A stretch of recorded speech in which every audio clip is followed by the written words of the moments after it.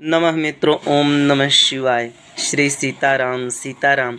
देखिए, कुछ नए नए नए वैष्णव हुए थे। वो तो राम को भगवान ही नहीं मानते थे। जैसे कोई छोटा बच्चा पैदा होता है, राइट। फिर वो थोड़ा सा बड़ा होता है तो 5 साल 6 साल 7 साल उसे पालने में हमें बहुत तकलीफ़ होती है, क्योंकि उसे ज्ञान इन सब चीज़ों का रहता नहीं। तो वो क्या करता है, उद्दंडता करता है, गलतियाँ करता है। तो वैसे ही जो नए नए भक्त होते हैं, ठीक है, तो वे लोग ऐसी गलतियाँ करना स्वाभाविक ही है, ठीक है। देखिए, चंद यदि किसी का नाम बड़ा हो, राइट, तो हमें क्या करना चाहिए, मीन्स मैं क्या कहना चाहता हूँ, जैसे कि फॉर एग्ज़ाम्पल देता हूँ, किसी के नाम में शब्द बड़े ज़्यादा हैं, तो क्या वह व्यक्ति महान होता है? नहीं।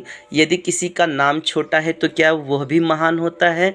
नहीं। उसके कर्म, उसके जो चरित्र होते हैं, वे उन्हें महान बनाते हैं, राइट। तो देखिए, अगर आप फॉर एग्ज़ाम्पल देता हूँ, कुछ वैष्णव के पास जाओगे, जो भक्त नहीं हैं उनके पास जाओगे, तो वो क्या कहते हैं, देखिए हमारे रामकृष्ण जो हैं वो सर्वोपरि हैं, वही सर्वज्ञानी हैं, वो कण कण में समाये हैं, वही रामकृष्ण का और अनेक रूप लेके लोगों को कैसे खाना चाहिए, कैसे पीना चाहिए, कैसे सोना चाहिए, कैसे नहाना चाहिए, कैसे मोक्ष प्राप्त करना चाहिए, इन सब की कला हमें सिखाते हैं, इन सब का ज्ञान देते हैं, राइट। अब आप इधर कलकत्ता साइड या फिर अन्य देवी के भक्त के पास जाओगे तो कहेंगे ये साला पागल है, ये बौराइल हो, मीन्स ये बावट है, पागल है, ये इसको ज्ञान नहीं है। भैया, हमारी देवी सर्वज्ञानी, सर्वशक्तिशाली, सर्वव्यापी है, वही माता है। भाई, माता से बड़ा कौन होता है?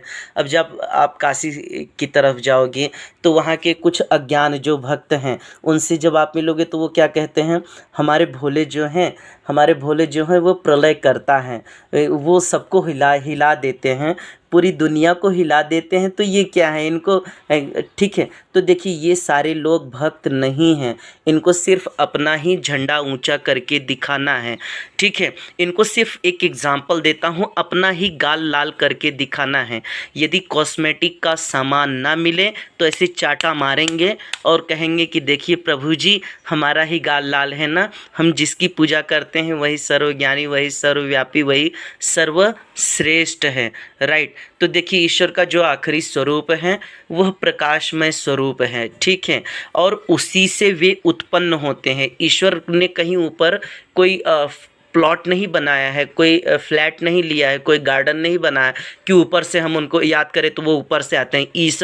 ईश्वर ऊपर ही नहीं, वो सर्वत्र हैं, वो यहाँ भी हैं, कण कण में व्याप्त हैं, ठीक है। वही राम है, वही कृष्ण है, वही हनुमान है, वही दुर्गा है और वही शिवजी हैं। देखिए, ये धर्म का नाश, जो अधर्म होता है, जो धर्म का नाश करते हैं, ऐसे दुष्ट आत्माओं का नाश करने के लिए, जो अधर्म को बढ़ावा देते हैं, उनका खंडन करने के लिए ईश्वर किसी न किसी रूप में आ जाते हैं। तो ये जो दुर्गा मैया है, राइट, ये जो दुर्गा मैया है, यही आप उनको भोले बाबा कहिए, चाहो कृष्ण कहिए, चाहो राम कहिए। जैसे फॉर एग्जांपल, मुझे खेत में जाना है पानी डालने, राइट, और मैं वहाँ जीन्स पैंट जूता मोजा पहन के जाऊँ तो लोग क्या कहेंगे कि भैया पागल होगल है क्या, भांग वांग खा के आया क्या, भोले का भक्त है तो क्या गांजा वोजा फूंक के आया है क्या, कि खेत में भैया तू जूता मोजा पहन के आया है। तो देखिए, वहाँ मुझे ऐसे बरमोडा टाइप या हाफ कपड़ा पहन के जाना पड़ेगा, ताकि मेरे पाँव खेत में धंसे ना, और धंसते हैं तो वो जूता ख़राब ना हो, या फिर मुझे प्लास्टिक का अन्य वो गमबूट जैसा पहन के जाना पड़ेगा, राइट। तो वैसे ईश्वर एक ही हैं, उनसे हमारे रिश्ते अनेक हैं। कुछ लोग उन्हें गुरु के भाव में देखते हैं, कुछ लोग माता के भाव में देखते हैं, कुछ लोग पिता के भाव में देखते हैं, कुछ लोग मोक्षदाता के रूप में देखते हैं, कुछ लोग सखा, कुछ लोग बहन। तो ईश्वर से हम नाते अनेक बनाते हैं, वह शक्ति एक ही है, वो सर्वत्र है, वो कहीं है नहीं। बस उसको जब हम याद करते हैं फॉर एग्ज़ाम्पल देता हूँ, जैसे हम बोले भोले बाबा तो आ जाते हैं त्रिशूल लेके और कमंडल जटा लेके। जब हम उनको कहते हैं जय श्री राम तो धनुष बाण लेके आ जाते हैं। जब कहते हैं जय हनुमान तो हनुमान जी के रूप में आते हैं। ईश्वर ने ये सारे लीलाएं हमें उत्तम जीवन व्यतीत करने के लिए, सिखाने के लिए ये सारी लीलाएं किए हैं, ठीक है। और क्या कहूँ आप लोगों से, सच्ची भक्ति करिए। ईश्वर जो है वे सच्चे भाव के भूखे हैं।